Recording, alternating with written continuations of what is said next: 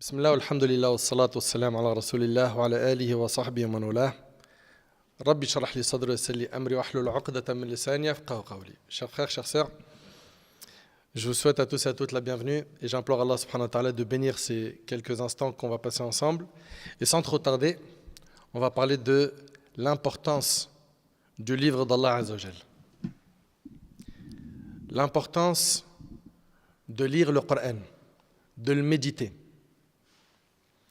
d'en faire notre guide.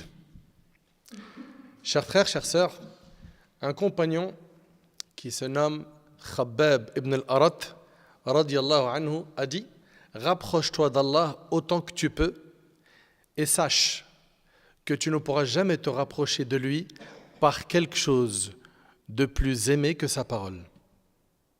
Vous avez entendu? Et sache que tu ne pourras jamais te rapprocher de lui par quelque chose de plus aimé que sa parole. Sa parole, c'est le Coran, le Coran. Aucun serviteur n'a reçu d'heureuses annonces dans ce monde et dans l'au-delà aussi grandes que celles réservées aux lecteurs de Coran.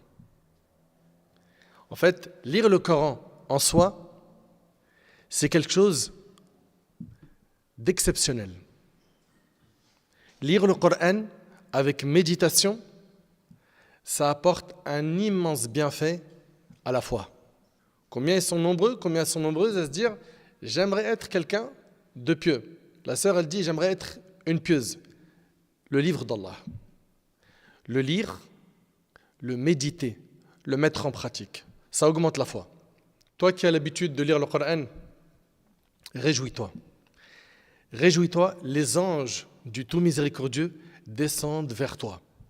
J'aimerais que tu médites avec moi ces heureuses annonces qui se réalisent lorsque l'on récite le Coran. D'après Abu Hurayra radiyallahu anhu, le prophète sallallahu alayhi wa sallam a dit: aucun groupe ne s'est rassemblé dans une maison parmi les maisons d'Allah. Les maisons d'Allah, c'est quoi? Les mosquées. Aucun groupe ne s'est rassemblé dans une maison parmi les maisons d'Allah afin de lire le Coran et l'enseigner entre eux. C'est-à-dire quoi, l'enseigner entre eux? C'est-à-dire que chacun le lit et l'étudie seul ou avec quelqu'un qui lui permet d'améliorer sa lecture, de la corriger. Aucun groupe ne s'est rassemblé dans une maison parmi les maisons d'Allah afin de lire le Coran. Donc tu viens à la mosquée pour lire le Coran. Et qu'est-ce qui se passe? Afin de lire le Coran et de l'enseigner entre eux sans que la quiétude ne descende sur eux. L'apaisement va atteindre ton cœur. Sans que la miséricorde ne les englobe, sans que les anges ne les entourent et sans qu'Allah ne les mentionne auprès de lui, c'est-à-dire auprès des anges. Et le hadith est rapporté par l'imam muslim. C'est-à-dire quoi? Ceux qui vont lire le livre d'Allah, qui vont l'étudier, la quiétude descend sur eux, la miséricorde les englobe, les anges les entourent et Allah les mentionne auprès des anges. Abu Hurayra radiyallahu anhu, quant à lui, il rapporte: la demeure, donc la maison, s'élargit, certes sur ses habitants, c'est-à-dire qu'elle devient bénie. La maison, elle devient mubaraka, bénie par Allah. Les anges y pénètrent et les démons la fuient. Et son bien abonde tant que le Coran y est lu. Et là, j'aimerais qu'on se pose des questions. Est-ce que dans nos demeures, on lit le Coran? Est-ce que toi, tu ouvres le livre d'Allah? Est-ce que tes parents en font de même? Est-ce que tes frères et sœurs font la même chose? Est-ce qu'ils lisent le Coran? Si c'est le cas, sachez que cette maison-là, elle est bénie par Allah. Que les anges pénètrent cette maison et que les démons la fuient. Une maison où les démons l'ont fui, c'est une maison quoi? Qui est stable, où il y a la paix, il y a l'entente.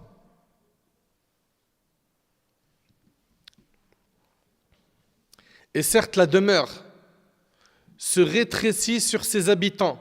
C'est-à-dire quoi? C'est-à-dire qu'elle perd en baraka, en bénédiction.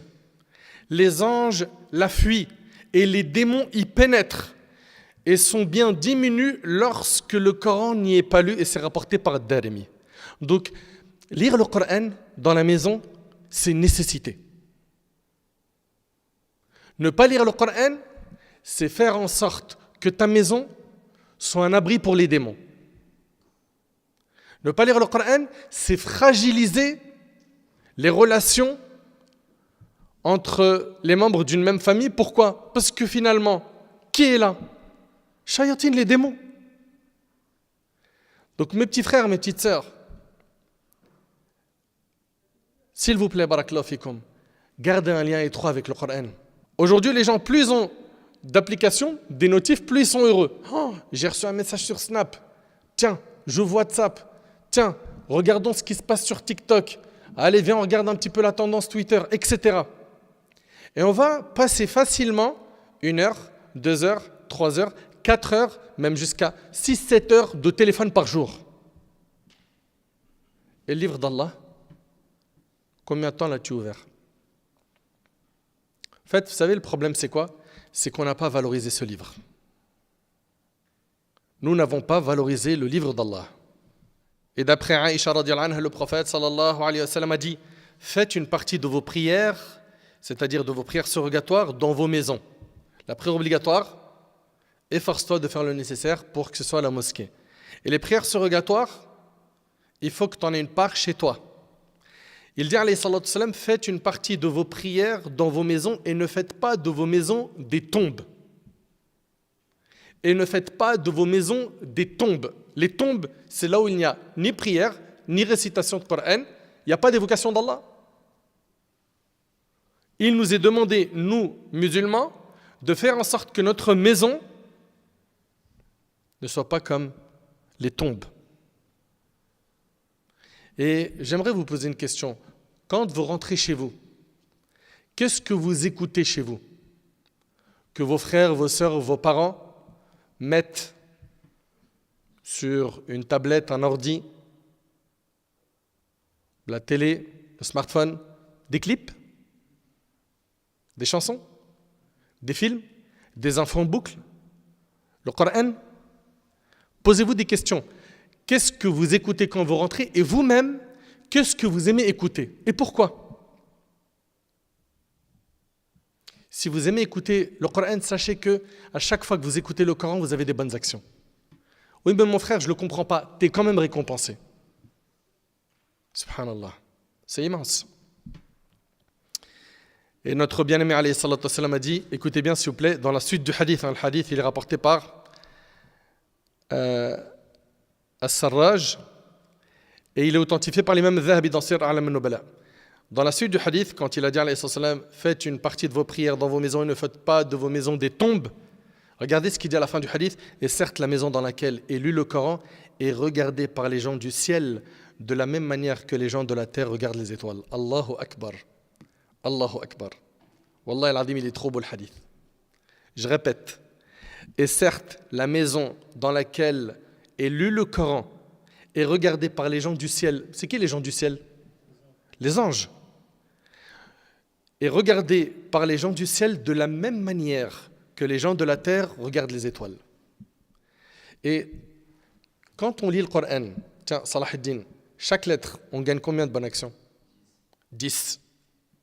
La bonne action, la base, c'est qu'elle est multipliée par 10 jusqu'à 700, voire plus encore.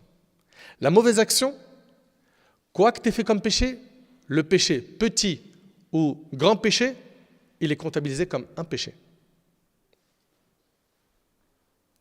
Subhanallah.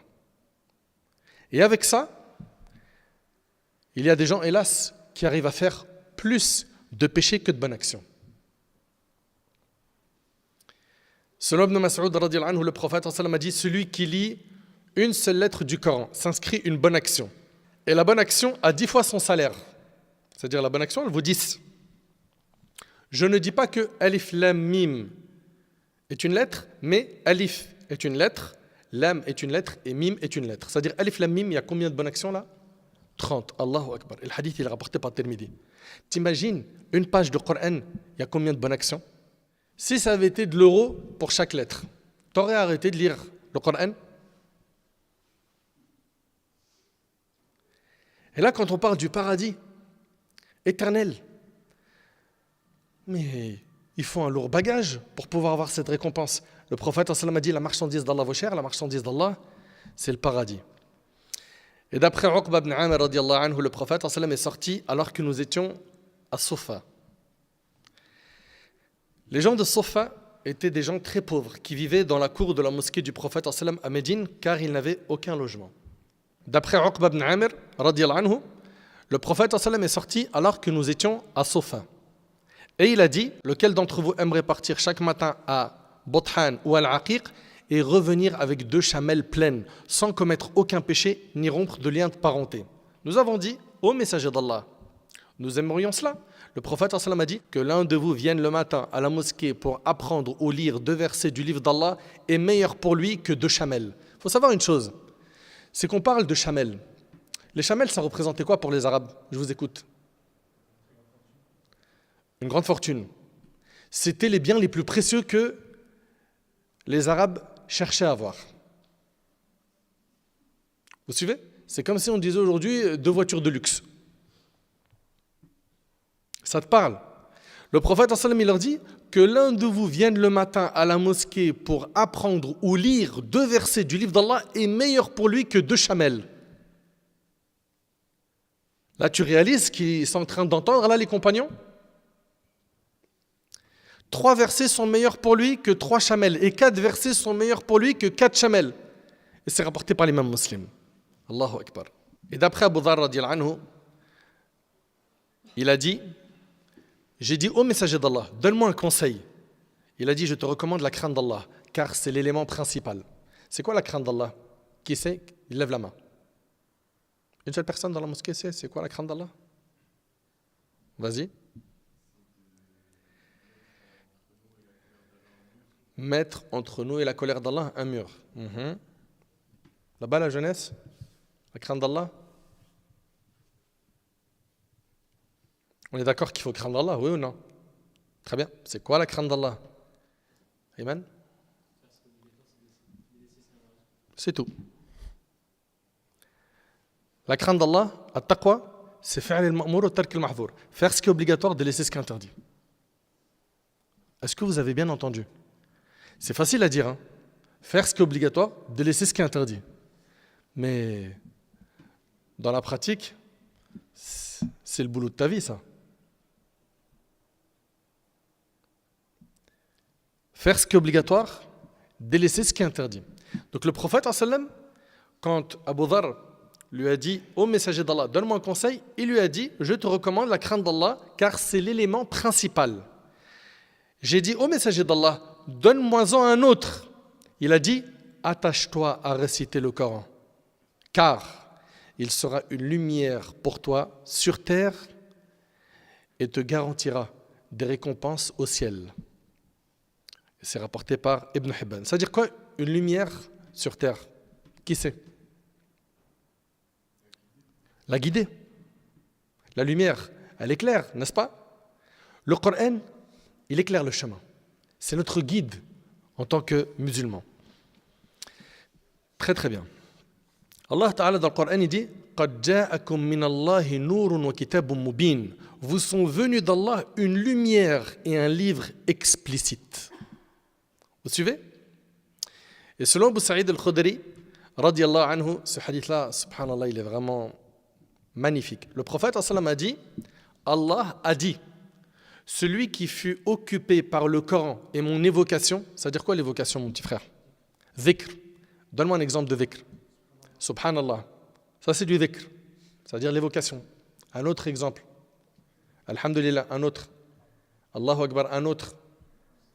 Astaghfirullah, la ilaha illallah, la hawla wa la quwwata illa billah, Allahumma salli wa sallim ala rasulillah. Très bien. Ça, c'est dhikr. Regardez, Allah, il dit quoi? Allah, notre maître, le puissant, Jalla fi'ula, il dit celui qui fut occupé par le Coran et mon évocation et fut empêché par cela de me demander, c'est-à-dire tellement il a investi de temps dans la lecture du Coran et dans le dhikr, il n'a pas fait des du'as. Je lui donne le meilleur de ce que je donne à ceux qui demandent, rapporté par Tirmidhi. Allahu Akbar. Subhanallah. Tu sais, toi qui as une relation avec le Coran, tu n'as pas la même valeur que celui qui n'en a pas. Vous pouvez très bien être vous deux musulmans, mais ta valeur à toi n'a rien à voir par rapport à un de tes frères en islam, ou toi, ma sœur, à une de tes sœurs en islam, qui n'a pas de lien avec le livre d'Allah. Allah Ta'ala dit Laïsou sawa'a. Min ahli al-kitabi ummatun qa'imatun yatlun ayati Allah ana al-layli wa hum yasjudun. Mais ils ne sont pas tous semblables. Il est parmi les gens du livre une communauté droite qui, aux heures de la nuit, récite les versets d'Allah et se prosterne. Ils ne sont pas tous semblables. Subhanallah. Et Omar al-Khattab relate que le prophète a dit, par ce livre, donc le Coran, Allah élève des gens et en rabaisse d'autres, rapportés par Muslim. Et subhanallah, vous avez remarqué, quand quelqu'un il apprend le Coran, il apprend, et d'un seul coup, on entend Allahumma barik, c'est sa khatma. Ça veut dire quoi la khatma? Il a clôturé l'apprentissage du Coran. Vous avez vu à quel point il grandit dans nos yeux? C'est vrai, c'est pas vrai? Il a de la valeur. Cette personne-là connaît le Coran par cœur.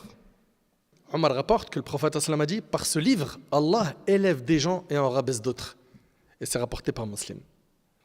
La lecture du Coran et la mise en pratique de ces enseignements font partie des causes du raffermissement du serviteur d'Allah dans sa tombe.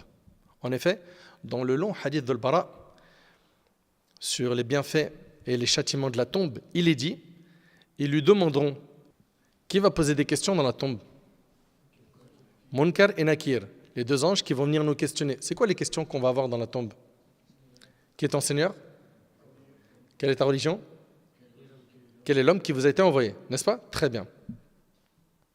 Ils lui demanderont qui est cet homme qui a été envoyé parmi vous. Il répondra, c'est le messager d'Allah. Ils lui diront, comment sais-tu cela?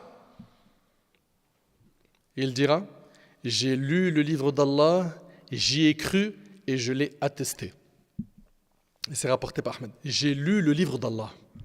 C'est-à-dire que le fait d'avoir lu le livre d'Allah, de l'avoir médité, mis en pratique, ça va te sauver dans ta tombe. Imagine que tu es dans un travail et que tu vas te faire virer. Suivez bien.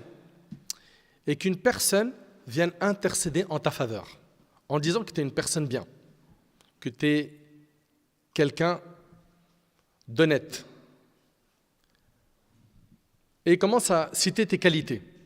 Tu imagines la joie que tu vas ressentir à ce moment? C'est-à-dire que tu étais sur le point de te faire virer et quelqu'un qui vient intercéder pour toi. Et attention, hein, c'est quelqu'un qui a du poids.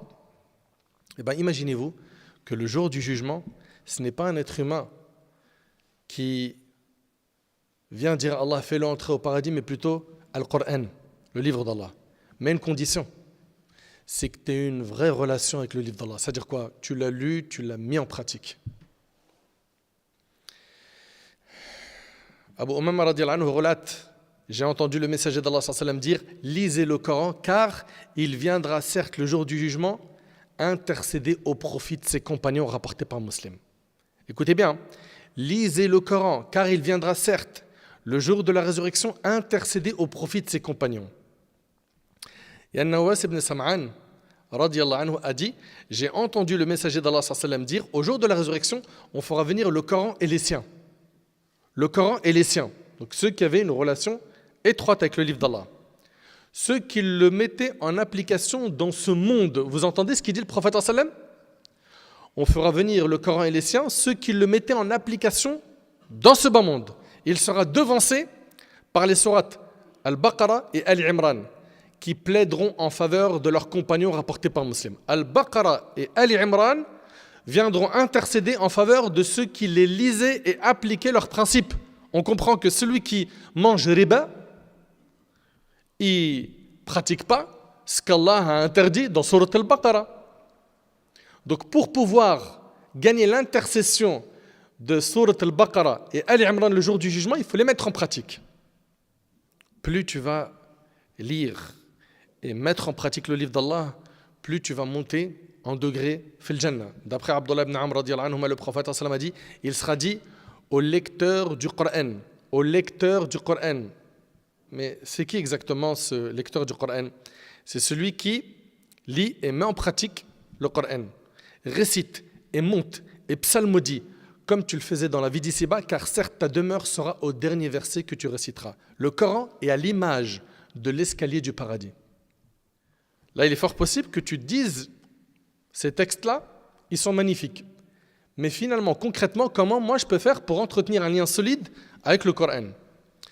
La première des choses, j'aimerais que tu réfléchisses à celui qui a reçu le Coran. C'est qui? Muhammad ibn Abdullah, Rasulullah sallallahu alayhi wa sallam.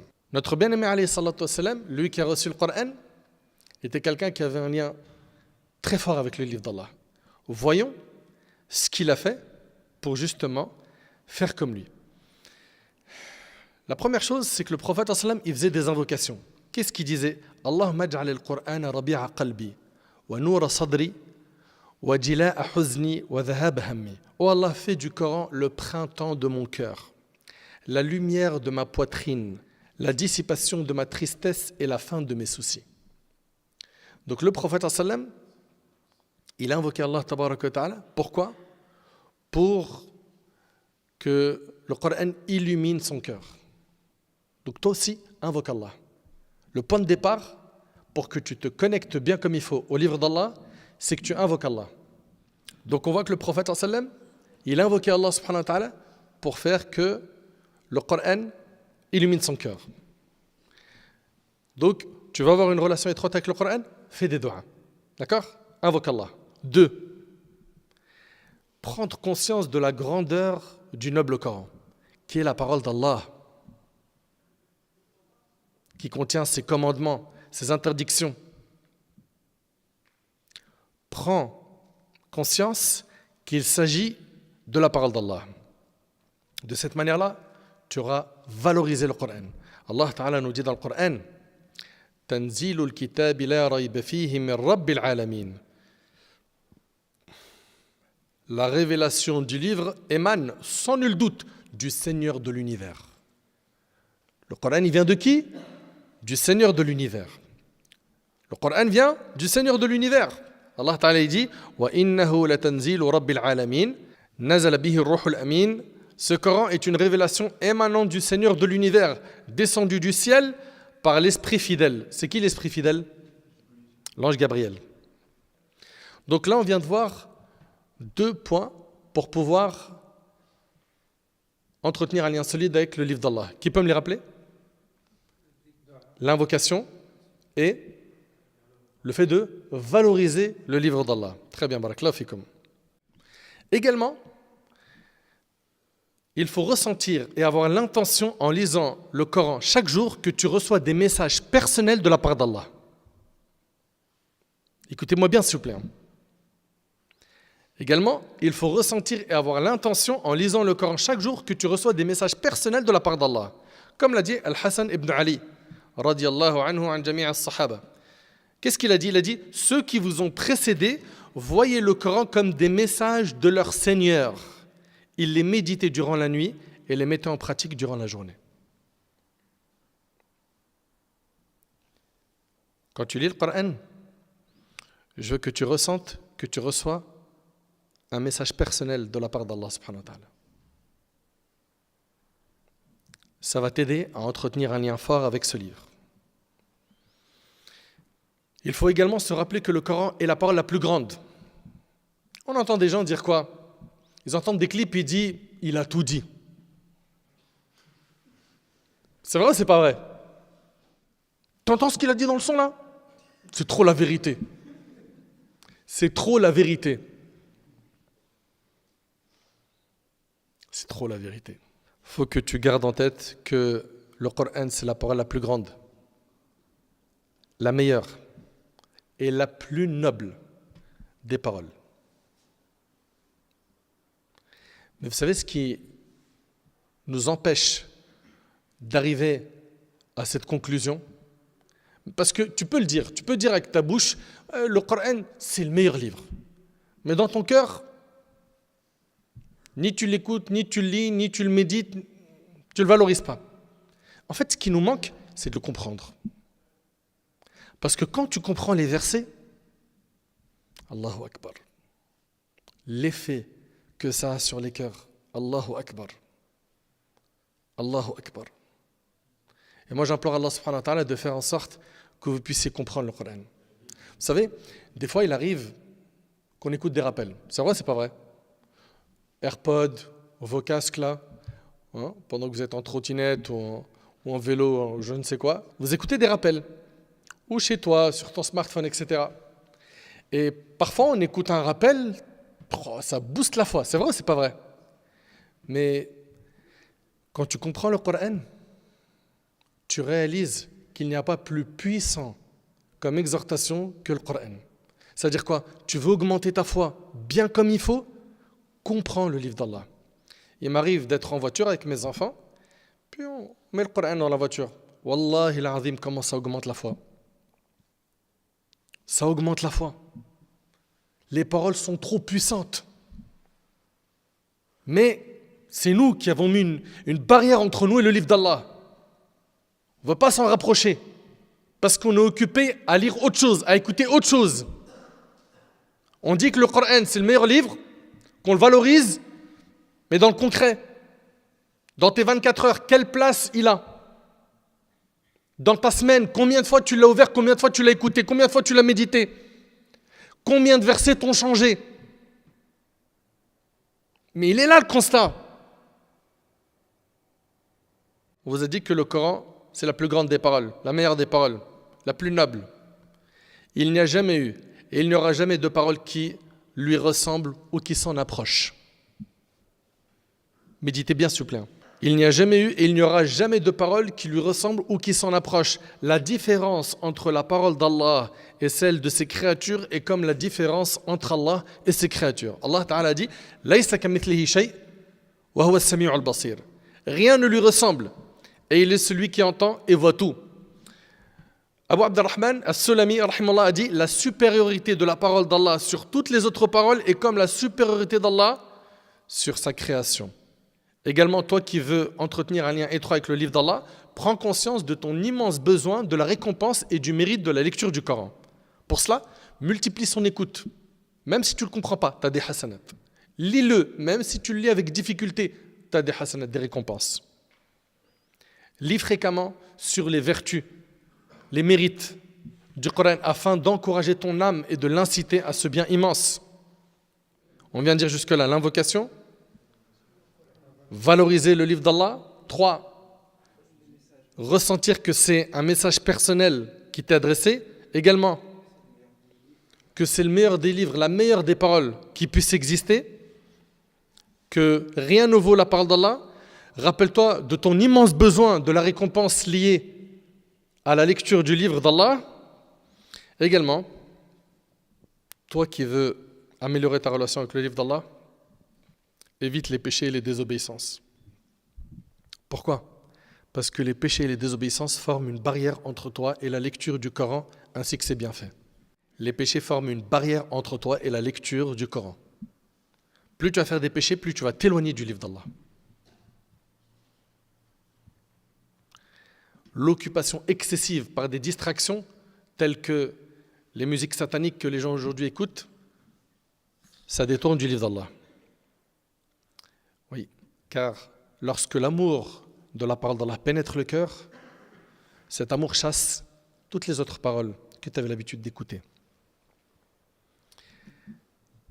Également, toi qui veux avoir un lien avec le Coran, fixe-toi un programme de lecture quotidienne à une heure précise dans la mesure du possible et ne l'abandonne sous aucun prétexte. On connaît nos 24 heures, c'est vrai ou c'est pas vrai? Là, je suis au travail, là, je suis à l'école, etc. Mais on sait que à la maison, une fois que je suis rentré, ou dans ma pause déjeuner, ça dépend, hein, chacun connaît bien son planning et sait quand est-ce qu'il peut se consacrer à la lecture du Coran. Mais justement, dans ton planning, il faut que tu fixes ce temps chaque jour pour ouvrir le livre d'Allah. Et non seulement tu lis, mais tu essaies de comprendre qu'est-ce qu'Allah subhanahu wa ta'ala est en train de te dire. Fixe-toi un programme de lecture quotidienne à une heure précise. Et attention, tu rates ton wird, c'est-à-dire ton programme, il faut que tu ressentes des remords, des regrets. Il y en a par exemple, ils vont lire 2 pages de Coran par jour. C'est leur minimum. Ils peuvent faire plus, mais ça c'est le minimum. Très bien. Un jour, il est trop fatigué, il dort. Sur tes 24 heures, tu n'as pas réussi à faire ton programme. sur tes 24 heures, tu as eu du temps pour manger, pour tes amis, pour tes potes, pour les écrans, pour l'école, pour le divertissement, etc. Mais tu n'as pas trouvé de temps pour ton programme? Non, ça ne peut pas passer. Répartis le temps que tu as défini en plusieurs moments de la journée, s'il le faut. Après une prière obligatoire, je vais lire un peu, ou après le fajr, ou le soir. Et je te dis, mon cher frère, trouve des excuses aux distractions, mais ne cherche pas d'excuses pour retarder le Coran. Écoutez-moi bien, s'il vous plaît. Parce que le divertissement, le jeu, les loisirs, ça, on leur donne leurs droits. Mais le livre d'Allah, c'est là où on va quoi? Se chercher des excuses. Eh bien, trouve des excuses aux distractions, mais ne cherche pas d'excuses pour retarder le Coran. Prends exemple sur ceux qui ont une ambition élevée. Urwa ibn Zubayr, radiyallahu anhu, c'est un parmi nos pieux prédécesseurs. Alors qu'il fut atteint d'une gangrène nécessitant l'amputation de sa jambe, cela ne l'a pas empêché de réciter son passage quotidien du Coran cette nuit-là. Donc, respecte ton wird, d'accord, ton programme que tu as chaque jour. Aussi, il faut que tu aies des exemples forts dans l'attachement au Coran pour que tu puisses suivre ces modèles. Si tu regardes comment étaient les pieux prédécesseurs et leur attachement au livre d'Allah, tu verras que ça va te motiver à faire comme eux. Si tu as une bonne fréquentation qui donne beaucoup de temps au livre d'Allah, tu vas également donner du temps au livre d'Allah. On a demandé à Nafi', c'était l'esclave d'Abdullah ibn Omar. Que faisait Ibn Omar chez lui? Il a répondu, vous ne pourrez pas faire ce qu'il faisait. Il faisait ses ablutions avant chaque prière et lisait le Coran entre ses ablutions et sa prière. Et inutile d'aller loin. Là, vous allez me dire, mais mon frère, tu es en train de parler des compagnons, les pieux prédécesseurs. Pour nous, ça, c'est trop haut. À notre époque, il y a eu des savants, rahimahumullah, et je vous ai mis ici 3 petites histoires et c'est avec ça qu'on va terminer, Inch'Allah. Et je vous demande de les méditer. Il s'agit de gens de science, des savants contemporains. On va commencer par Cheikh Abdullah ibn Abdurrahman al-Ghudayyan, rahimahullah. C'est un membre du Conseil des grands savants, de l'Ajna Da'ima, en Arabie Saoudite. Il est décrit par l'un de ses fils, un jour je voyageais en voiture avec le cheikh en direction de Taïf. Taïf, c'est une ville pas très loin de la Mecque. Dès que nous avons quitté la ville, il a commencé à réciter le Coran, en commençant par la sourate la Fatiha. Lorsque nous sommes arrivés à Taïf, il était à la fin de sa khatma. Il avait récité le Coran en entier de sa tête. Après environ 7 ou 8 heures de récitation continue. Les gens qui aiment le Coran prend énormément de place dans leur vie. Il y a aussi un cheikh, rahimahullah, un cheikh Salih ibn Ali al-Ghassoun, membre du Conseil des grands savants. Là, on parle de gens contemporains. Cheikh Abdullah ibn Abdurrahman al-Ghudayyan, il est mort en 1431 de l'Hégire. Cheikh Salih ibn Ali al-Ghassoun, lui, il est mort en 1419. Il est décrit par ses élèves en ces termes. Il récitait le Coran dès que l'occasion se présentait, même pour un court instant. Il le lisait entre le moment où il descendait de sa voiture et entrait chez lui. Il récitait aussi lors de ses visites aux gens. Plus étonnant encore, lorsque je lui lisais certains textes chez lui, si je me levais pour aller chercher quelque chose, je l'entendais réciter le Coran jusqu'à mon retour. Allahu Akbar. Vous entendez? Il répétait souvent cette phrase, « Je veux que le Coran soit mon compagnon dans la tombe ». Le cheikh Salih ibn Abdelaziz ibn Hilal, rahimahullah, juge à Riyad. Il est décédé en l'an 1421 de l'Hégire. Il a mémorisé le Coran à l'âge de 15 ans. Il avait un amour profond pour la récitation du Coran, de jour comme de nuit. Et il était connu parmi les gens pour sa grande patience et sa sagesse. Et un fait remarquable à son sujet. Un jour, il frappe à la porte de sa maison, chez lui, pour que sa famille lui ouvre. Mais ils ne l'ont pas entendu. Au lieu de s'impatienter, il s'assit sur le seuil de la porte et récita 6 juz du Coran. Un juz, c'est combien de pages? 20. C'est-à-dire, il en a récité combien? 120 pages. Allahu Akbar. Enfin, mes frères, mes sœurs, si on veut le succès sur terre et dans l'au-delà, réconcilions-nous avec le livre d'Allah subhanahu wa ta'ala. Faisons le nécessaire pour valoriser ce livre. Lisons-le, méditons-le, mettons-le en pratique. J'implore Allah subhanahu wa ta'ala de me faciliter ainsi que vous de mettre en pratique le contenu de cette conférence. هذا والله أعلم سبحانك اللهم بحمدك أشهد أن لا إله إلا أنت أستغفرك وأتوب إليك وآخر دعوانا الحمد لله رب العالمين وبارك الله فيك